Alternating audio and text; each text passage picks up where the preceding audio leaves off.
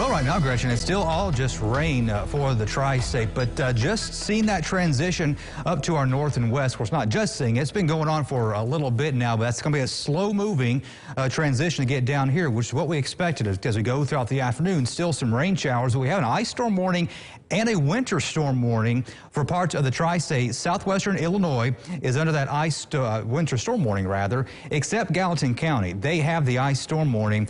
All of the southwestern Indiana and western Kentucky counties in our viewing area are under that ice storm warning, which means that ice accumulations up to 1/4 of an inch, damage to power lines and trees, of course, hazardous driving. That just goes without saying. But then the winter storm warning is also in effect for our southwestern Illinois counties, and that's inches of snow, 4+ inches, and significant sleet or freezing rains. There's a lot going on, and this is the winter storm impacts when it comes to the amount of ice that we could actually see. Now, this comes out from the Weather Prediction Center, and they do it in 5 levels. And you can see much of the tri-state is in red, which is a level 4 out of 5.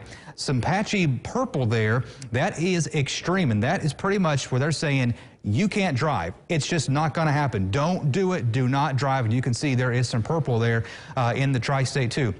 So we have a lot going on right now when it comes to the alerts that are out there. Again, ice storm warning, not in effect yet. That transition probably won't be happening for roughly about another 5 or 6 hours. Right now, it's just rain and soggy on our tower cameras, and we're still in the 40s. So, you know, we think, really, ice storming? We're got a temperature of 46 degrees to 48 to 49 degrees, but look what's going on in Flora at 32, Fairfield at 33, but just one county to the south and one county to the east, White County, Carmi at 43 degrees. So a 10-degree difference just between two cities with counties that butt up against each other. Morganfield 50, as is Dixon and Calhoun. So that lets you know that cold air is on the way. And if we look at live first warning Doppler right now, you can see still just the green for much of the tri-state, but those shades of pinks and purples and blues indicating the freezing rain to ice to snow. That is just off to our north and west right now. Storm Tracker right now kind of shows where we are with this particular system. Lots of rain. Now,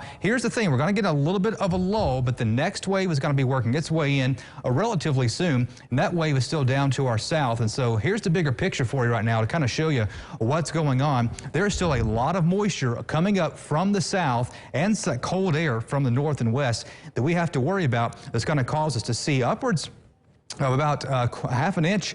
I'd say maximum probably about 1/2 inch for Evansville, but then higher amounts down towards western Kentucky, where along the Parkway, they might see almost 3/4 of an inch down that direction. Now, some of the morning models are basically finalizing their forecast right now. Some are actually bringing more of a snow chance on top of this too. So I'll let you know more in detail with Future Tracker coming up soon.